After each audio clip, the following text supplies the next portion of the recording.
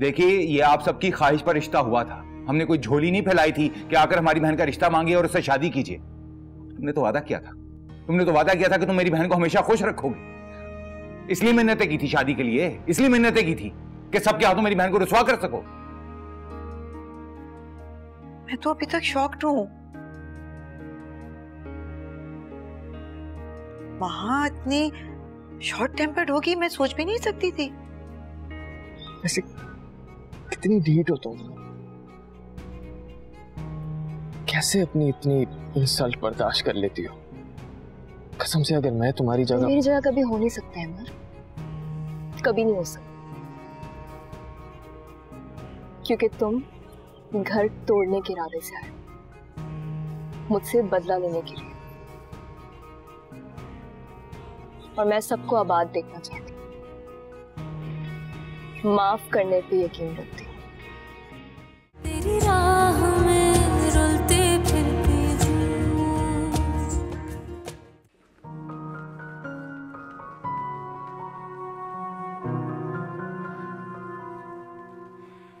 ईमान जी, ये तुम्हारे लिए। मेरे लिए? वहाँ के लिए शॉपिंग कर रही थी, सोचा तुम्हारे लिए भी कुछ ले लो। आई होप तुम्हें पसंद आ जाए।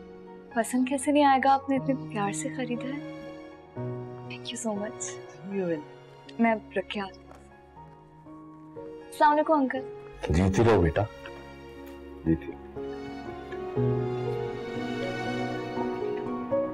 क्या बात है, लगता है आज सूरज गलत सिंह से निकला। आप तंज कर रहे हैं मुझ पे? अरे तंज नहीं कर रहा, मैं तो खुश हो रहा हूँ। ईमान के साथ तुम्हारा रवैया देख इतना बदला हुआ, यकीन जानो बहुत खुशी हुई। मेरी उससे दुश्मनी थोड़ी है, और ना ही मैं चाहती हूँ कि फखर की जिंदगी डिस्टर्ब हो।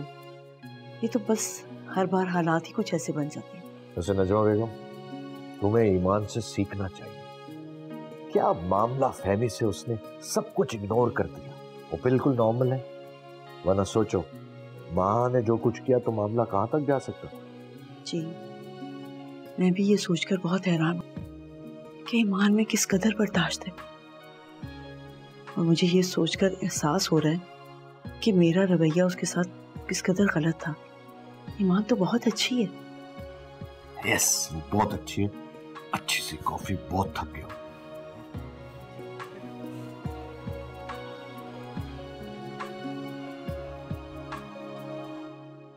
जब तक माहा वहां थी, ईमान को तंग करना आसान था।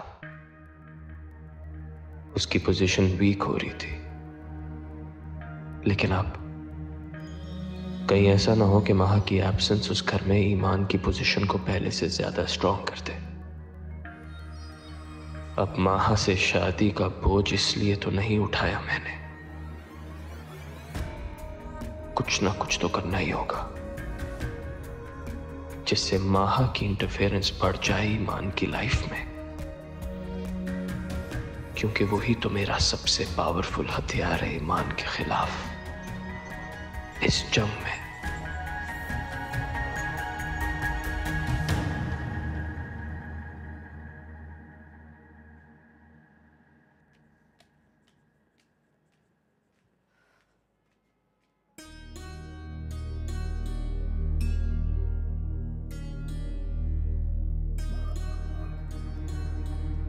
खाला, ये देखें, मासी ने मेरे सारे कपड़े ऐसे यूं गीले छोड़ दिए बाल्टी में।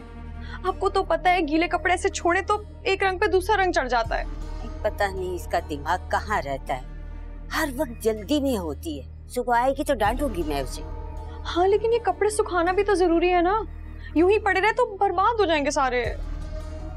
बेटा तुम्हें पता है मेरे तो घुटनों में दर्द रहता है आजकल।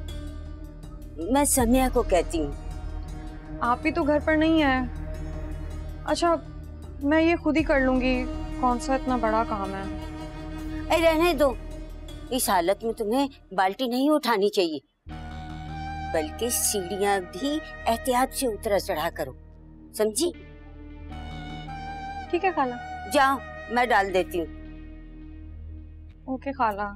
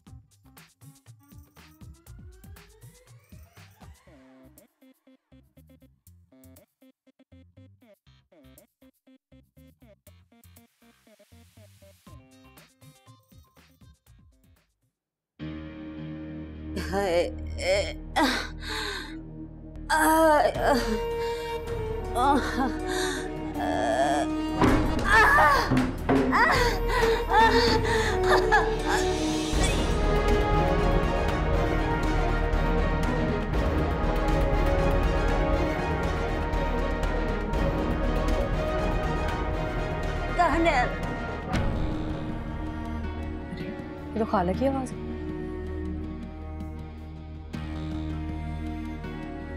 अब क्या चाहिए इन्हें?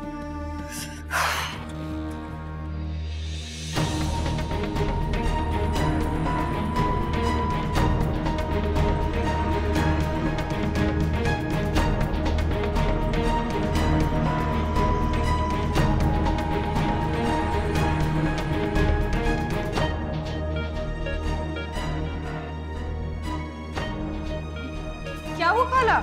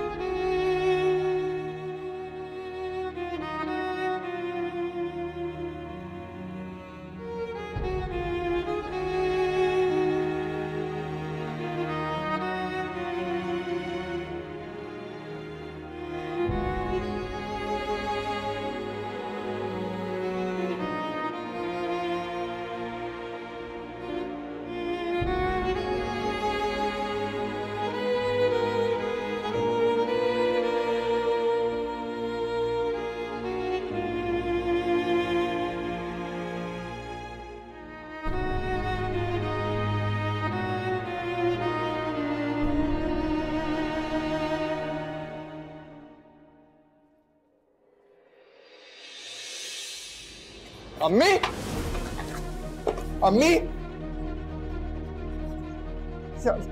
अम्मी आंखें खोले। अम्मी, फरिया, अम्मी, अम्मी आंखें खोले। अम्मी, क्या हुआ दानिया? ओह माय गॉड, कहाँ थी तुम? तुम्हें नजर नहीं आ रहा? अम्मी गिर गई। दानिया मैं कमरे में सो रही थी, मुझे नहीं पता। लेकिन दानिया तुम इनको हॉस्पिटल लेके जाओ, मैं फैसल भाई और आप ही को फोन करती हूँ। एम्बुलेंस को फोन करो। अम्मी, अम्मी, उठे अम्मी, प्लीज उठे।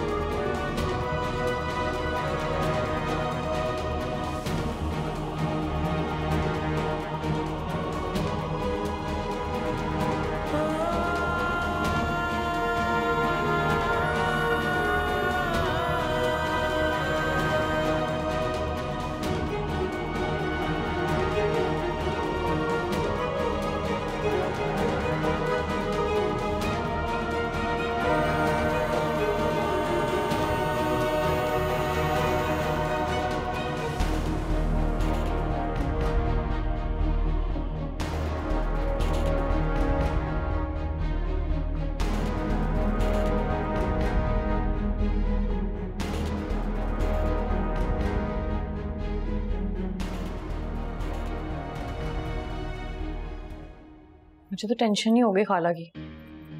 क्या लगता है आपको, बच तो जाएंगी ना? बच ही ना जाए, हाथ पैर तुड़वा कर अगर बिस्तर पर पड़ गई ना, सारी उम्र मुफ्त में चाकरी करनी पड़ जाएगी। और बेटे अलग माँ की चारपाई से लगकर बैठ जाएंगे, माँ का दर्द बढ़ने। वैसे ये तो आप सही कह रही हैं, किसी मोहताजी से बेहतर है कि जान ही छूट जाए उनकी भी और हमारी भी। अच्छा, मैं फैसल को फोन करके आती हूँ, देखती हूँ अस्पताल पहुंचे हैं कि नहीं। अभी आती हूँ।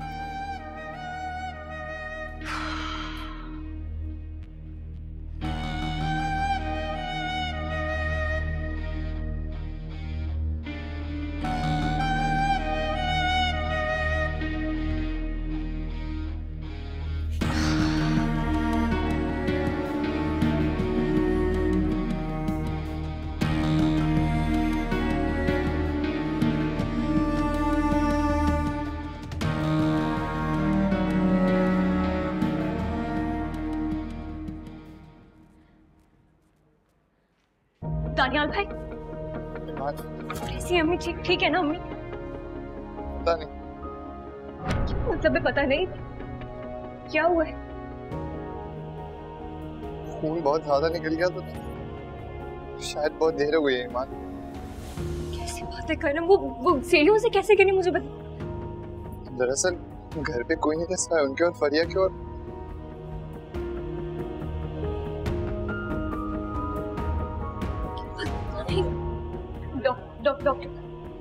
डॉक्टर साहब, जैसा कि मैंने आपको पहले भी बताया था, इनका खून बहुत ज़्यादा बह चुका है। अंदरूनी चोटें भी शदीद बहुत आई हैं इनको, जिन्हें रिकवर करने की इनमें सलाहियत नहीं है। हाँ, अगर आप इन्हें यहाँ पहले जल्दी ले आते तो इन्हें बचा सकते। I am sorry sorry.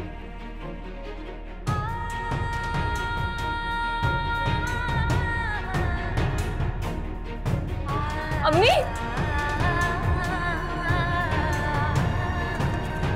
तू जो गया तो शाम ने अपने डेरे छोड़ दिए, चांद ने मेरे दरवाजे के डेरे छोड़। अम्मी आंखें खोले, अम्मी आंखें खोले, देखिए ईमान आई है। अम्मी आंखें खोले, अम्मी ईमान मिलने आई है ना। अम्मी आंखें खोले, मुझसे बात कीजिए। बुझती ने जती वीरा वीरा आंखें छोड़ गया, आँख में जितने ख्वाब थे सारे जलते छोड़ दिए। एक ख्वाब में जलती बुझती हूँ, तेरी राह में रुलती फिरती हूँ,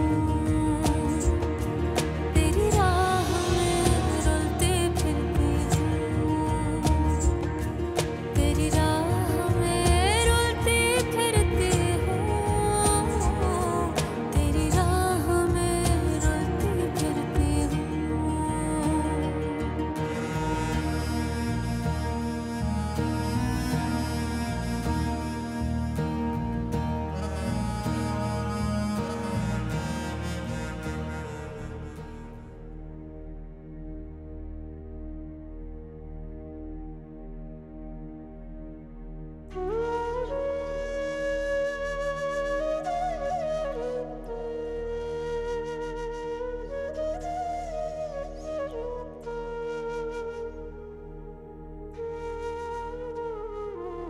बड़ी अच्छी तबीयत थी हाजरा की, कभी किसी को दुख नहीं दिया उसने। सिर्फ अच्छी नहीं थी, वो तो फरिश्ता सीरत औरत थी।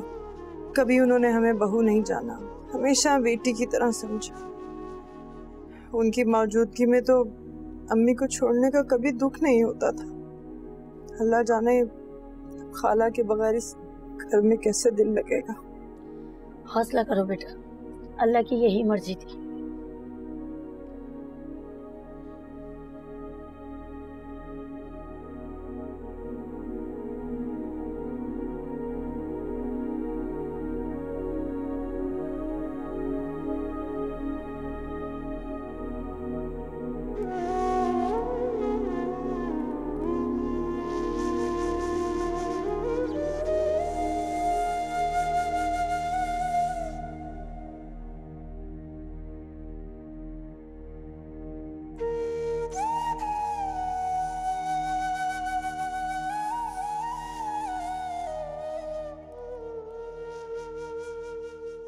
क्या मर गई? लेकिन यूं इस तरह अचानक?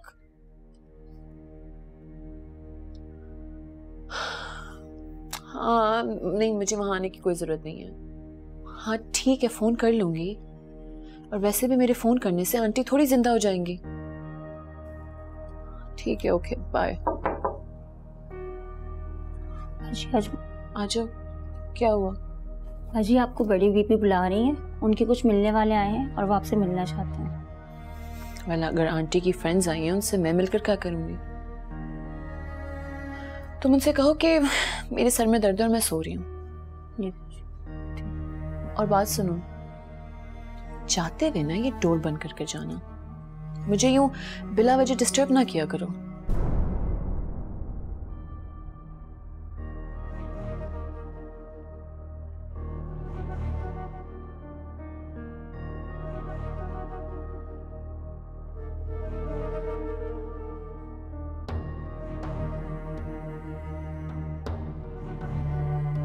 बाजी, महाबाजी सो रही हैं। ये कौन सा टाइम है सोने का? वो कह रही है मेरे सर में दर्द है और मुझे कोई डिस्टर्ब ना करे। अच्छा ठीक है, तुम जाओ चाय का बंदोबस्त करो। इट्स ओके समीना, हम नेक्स्ट टाइम मिल लेंगे। देखिए मामा, मुझे तो आज ही मिलना था उनसे। मैं माहा से मिलने के लिए तो स्पेशली यहाँ पे आई थी आपके साथ। आई एम सो सॉरी बेटा, अगर माहा की तबीयत ठीक होती तो वो जरूर आपसे मिलने आती। हम कौन सा शहर छोड़ के जा रहे हैं, नेक्स्ट वीकेंड पे मुलाकात कर लेंगे बेटा। चलें ठीक है मामा, वैसे भी नेक्स्ट वीकेंड पर मेरी बर्थडे भी आ रही है। आंटी आप अपने साथ माहा को जरूर लाइएगा। जरूर बेटा, माहा मेरे साथ आएगी और हम बहुत अच्छे से तुम्हारी बर्थडे सेलिब्रेट करेंगे। समीना, मैंने मरियम की बर्थडे के लिए बहुत बड़ी पार्टी अरेंज की है और मैं चाहती हूँ हमारी सारी फ्रेंड्स जिनसे हम काफी टाइम से नहीं मिले उन्हें भी इनवाइट करें। ये तो जबरदस्त आइडिया है, हम जरूर सेलिब्रेट करेंगे। इससे गेट टुगेदर भी हो जाएगी हम लोगों की। अच्छा आंटी, मुझे ये बताएं कि मेरी बर्थडे पे मुझे गिफ्ट क्या दे रही है?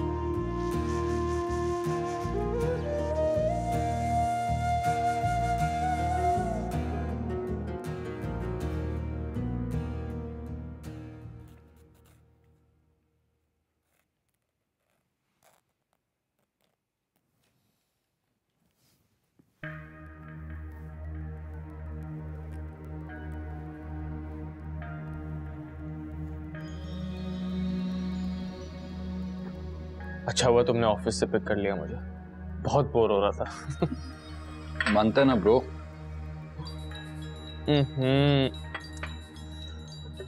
माहा,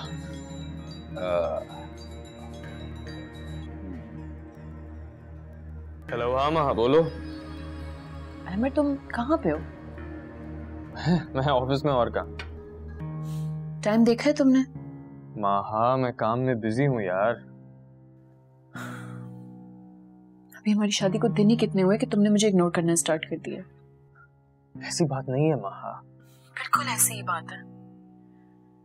मुझे तो ये लगता है तुम ये जो इतना रेगुलर ऑफिस जा रहे हो ना, सिर्फ इसीलिए जा रहे हो ताकि तुम्हारी जान मुझसे छुट्टी रहे, और कोई बात नहीं है।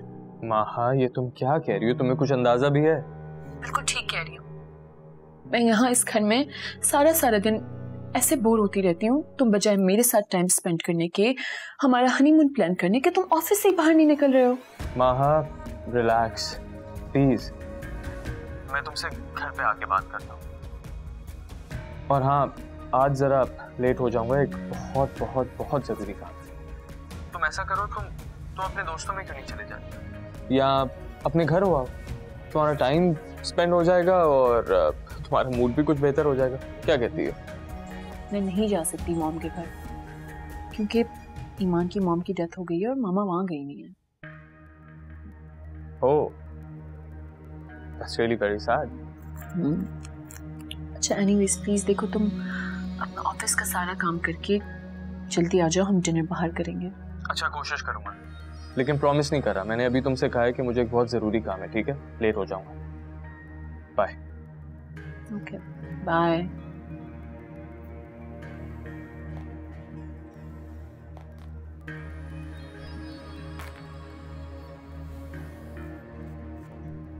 क्यों बहाने बना रहा है यार?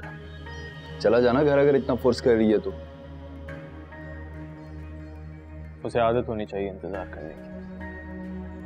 और वैसे भी 24 घंटे मेरे सर पे सवार रहने वाले लोग मुझे बिल्कुल अच्छे नहीं लगते। अच्छा सुन, ईमान की अम्मी की डेथ हो गई। ओ, मुझे लगता है हमें उसके घर जाना चाहिए अफसोस करने जरा। हाँ, थोड़ा इंप्रेशन बन जाएगा। और उसे अफसुर्दा और रोता हुआ देख के जो दिल को सुकून मिलेगा ना। क्या बोलता है? चलो फिर साइड हो जाते हैं। आपकी बात को मना कर सकते हैं वाला? चलो।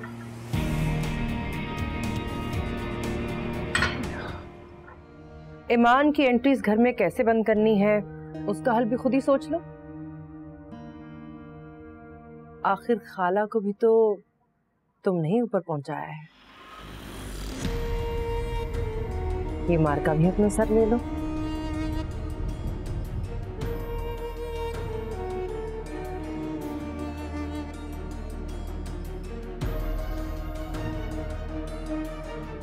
तेरी राह में रुलते फिरती हूँ।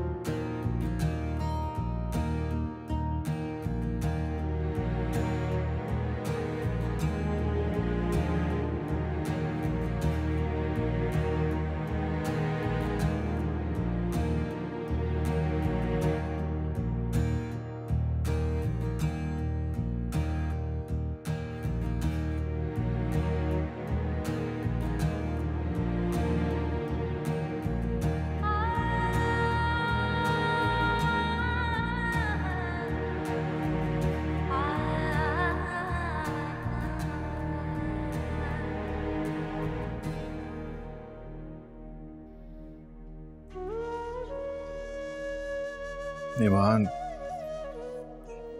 खाना क्यों नहीं खा रही?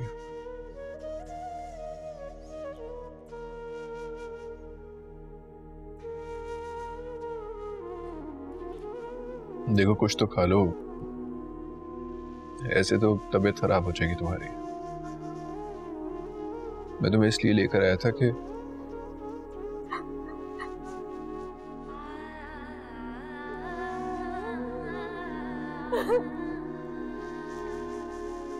ईमान,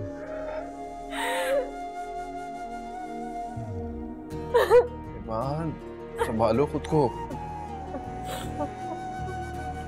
ईमान,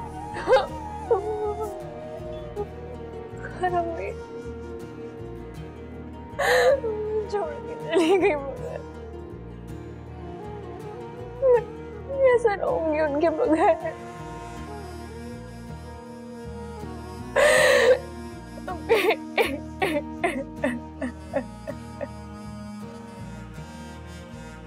देखो, जिंदगी और मौत पे तो हम में से किसी का इख्तियार नहीं है ना। देखो, तुम अकेली थोड़ी हो। तुम्हारे साथ हूं।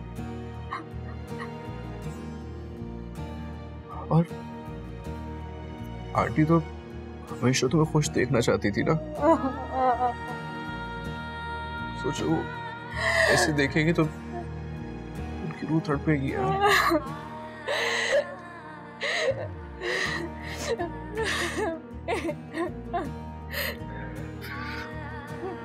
ईमान, कुछ खा लो, तुम्हारी तबीयत खराब हो जाएगी। चलो उठो, खाना खाओ। खाना खा लो ना ईमान, कमजोरी हो जाएगी। चलो चलो।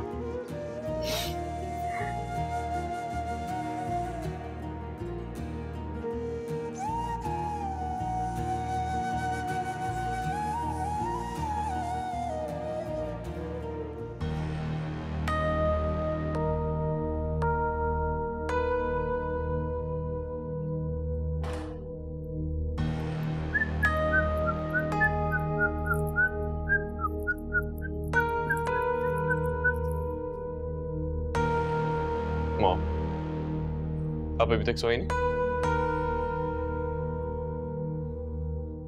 हाँ गए तुम, तुम्हारा ही वेट कर रही थी। मैंने तो महा को फोन करके बता दिया था कि मुझे देर हो जाएगी। महा ने मुझे बताया था, मगर तुम जानते हो ना कि जब तक तुम घर नहीं आ जाते मैं कहाँ सोती हूँ। ये कौन सी नई बात है, इसमें क्या हैरान होने की जरूरत है। वो बात तो आपकी ठीक है, लेकिन मैं तो आपके लिए कह रहा हूँ। आप लेट सोएंगी, आपको अर्ली उठना पड़ता है, ऑफिस जाती हैं आप। खैर, मुझे बताएं, आप अपसेट लग रही हैं। Is everything okay? अहमर, मुझे तुमसे महा के बारे में बात करनी है। उसका रवैया कुछ अजीब सा है, मुझे समझ में नहीं आ रहा मैं तुम्हें कैसे समझाऊं। क्यों? अब क्या किया उसने? अहमर, महा अपने अलावा किसी की कोई परवाह ही नहीं करती है। किसी की रिस्पेक्ट करना, कोई लिहाज करना, उसे किसी चीज का ख्याल ही नहीं है। देखो, मैं आम रिवायती सासों की तरह छोटी छोटी बातों को इशू बनाकर बेटी के कान भर के मियां बीवी में झगड़ा कराना नहीं चाहती, लेकिन महा इस घर की बहू है, उसे कुछ तो ख्याल करना चाहिए। मॉम, आप मुझे बताएं, उसने किया क्या है? देखो अहमर, उसे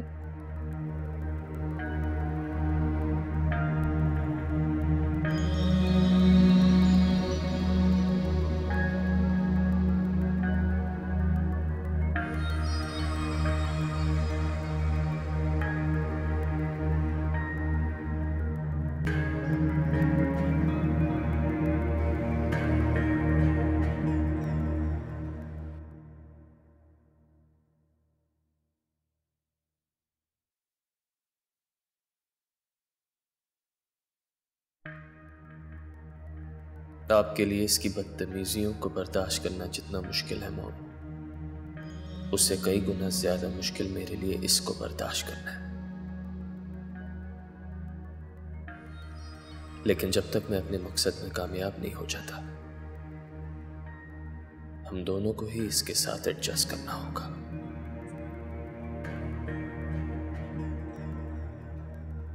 लेकिन अगर माहा और मॉम के दरमियान प्रॉब्लम बढ़ गए तो, और इससे पहले कि मुझे इन दोनों के दरमियान रेफरी बनना पड़े, इस प्रॉब्लम का कोई दूसरा हल निकालना पड़ेगा।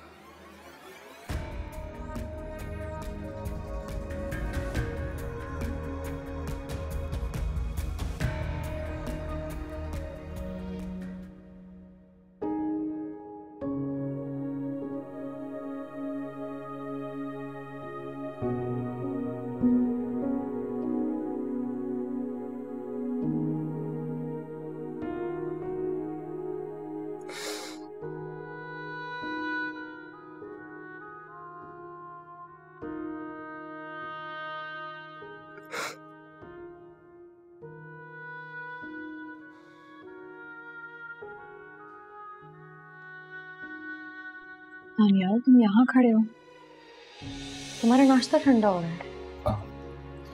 नहीं फिर मैं नाश्ता नहीं करूँगा। देखो दानियाल, खाना पीना छोड़ने से खाला वापस तो नहीं आ जाएंगी ना। जिसे जाना होता है वो चला जाता है, जिंदगी तो नहीं रुक जाती। मम्मी के जाने से तो वाकई जिंदगी रुक गई है।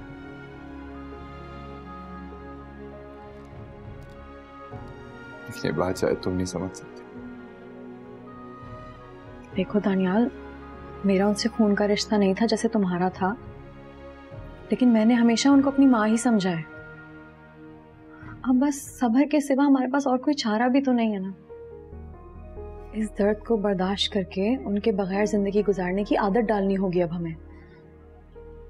चलो नाश्ता करो। देखो अगर तुम नहीं खाओगे ना तो मैं भी नहीं खाऊंगी।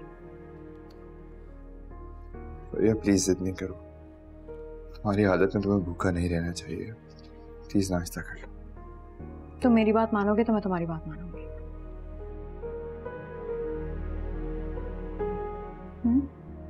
चलो आ जाओ।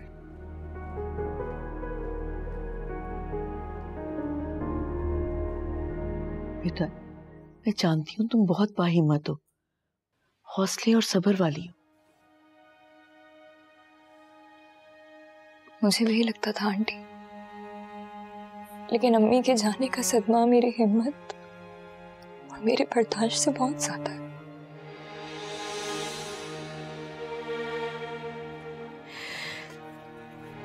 सच पूछे तो मेरी हिम्मत अम्मी तो थी,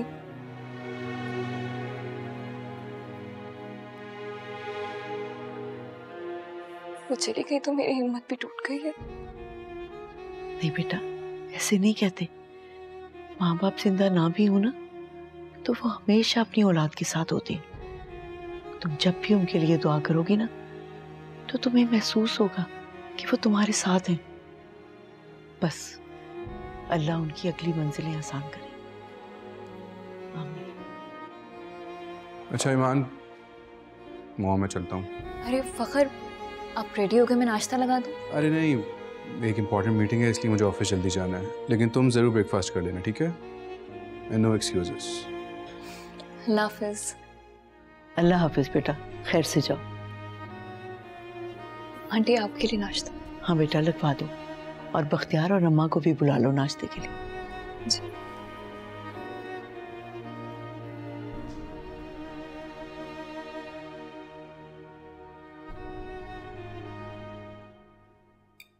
तो फिर क्या सोचा? किस बारे में? हमारे हनीमून प्लान के बारे में। चले जाएंगे, कुछ दिन तक प्लान कर लूंगा। Don't worry. और कितना सब्र करूँ हमें? अब तक तो हम लोग होके भी वापस आ चुके होते हैं। आई नो महा, एक्चुअली ऑफिस में मसरूफियत बहुत ज़्यादा है, काम बहुत सर पे है, and I can't leave the office like that. मैं प्लान बना लूंगा, 1-2 वीक्स में चले जाएंगे। 1-2 वीक्स? हाँ। अभी ये क्या प्रॉब्लम है? तुम क्यों टेंशन ले रहे हो? आंटी तुम्हारे पीछे ऑफिस का सारा काम संभाल लेंगी, जानती हूँ मैं। हाँ मॉम कर सकती हैं, इनफैक्ट हमेशा वही करती आई, लेकिन उनकी गैर मौजूदगी में तो मुझे ही सारा काम देखना होगा ना। क्या मतलब है गैर मौजूदगी में? अब वो कहाँ जा रही हैं? यूके जा रही हैं। मामू की तबीयत फिर से खराब हो गई, उनका वहाँ होना जरूरी है। तुम फिक्र मत करो, मैं एक बहुत अच्छा सा ट्रिप प्लान करूंगा, तुम्हें बहुत जल्द लेके जाऊंगा। प्रॉमिस? प्रॉमिस। खाओ।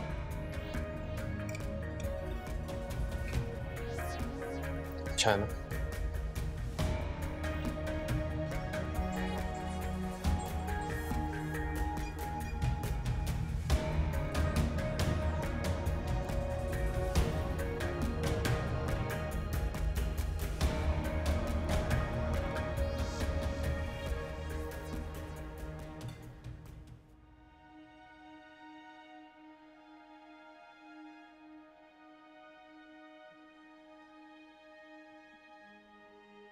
कितना अजीब लगता है ना सब अम्मी के बगैर। मुझे लगता है उनके बगैर तो जिंदगी खाली हो गई है।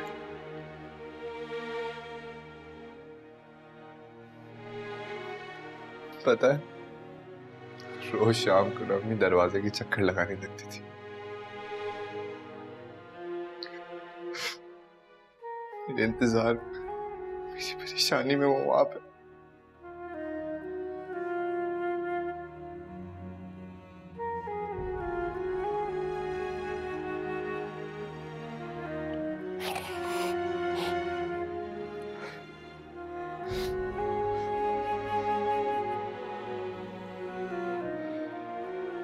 आज मैं जो कुछ भी हूं ना, सिर्फ हमारी अम्मा की दुआओं की वजह से।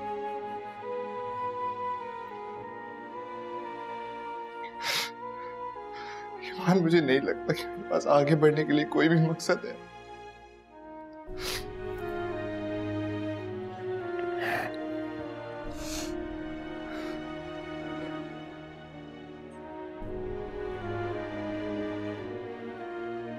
अम्मू के बाद अम्मी हमारी छत थी।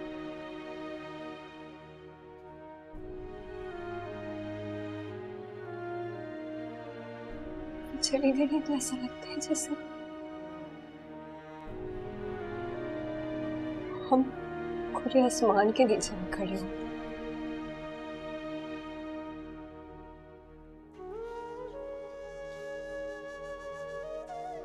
इसलिए हमें अब अपनी तकलीफ पे खुद दिलासा देना है, अपने जख्मों पे भी मरहम खुद ही लगाना है।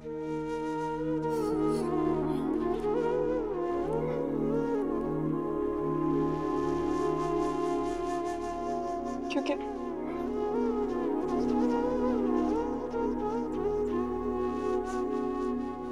पहले दुआ करने वाली अब चली गई।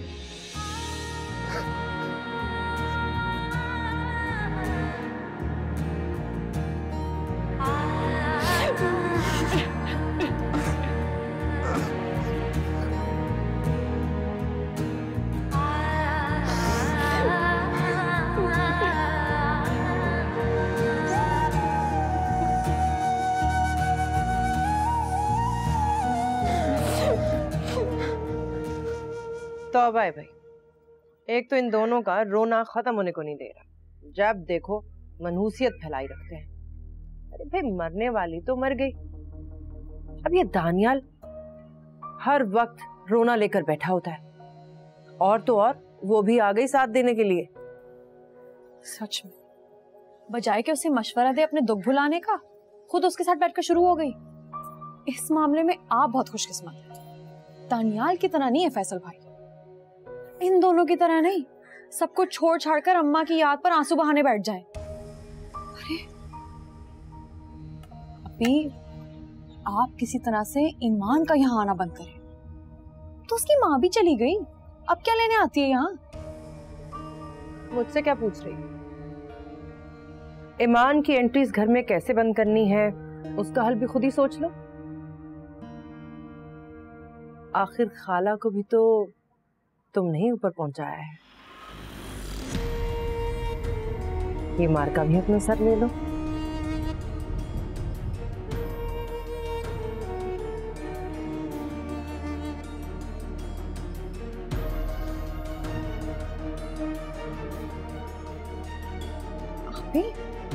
आपने ये बात इतने वसूख से कैसे कर ली? कौन सी बात? यही कि खाला को मैंने, सब जानते हैं खाला सीढ़ियों से गिरी थी। सीढ़ियों से गिरकर कोई नहीं मरता। अगर उनको वक्त पर अस्पताल पहुंचाया जाता तो उनकी जान बच सकती थी। अब मुझे क्या पता क्या कहानी है, लेकिन सब जानते हैं कि उस वक्त सिर्फ तुम ही मौजूद थी वहां। और खाला का सबसे ज्यादा दुख भी तुम्हें ही था, क्योंकि उनका कंट्रोल जो था दानियाल पर। और मैं, देखो, मेरी मर्जी के आगे फैसल नहीं बोलते, हमेशा अहमियत देते हैं, इसलिए मुझे किसी से कुछ फर्क नहीं पड़ता। खैर, तुम इतनी फिक्र क्यों कर रही? अगर कोई कहानी है भी तो भला मैं थोड़ी बताऊंगी किसी को। आज से पहले भी तो कितनी बातें छुपाई हैं मैंने तुम्हारी। ये बात भी राज ही रहेगी मेरे पास।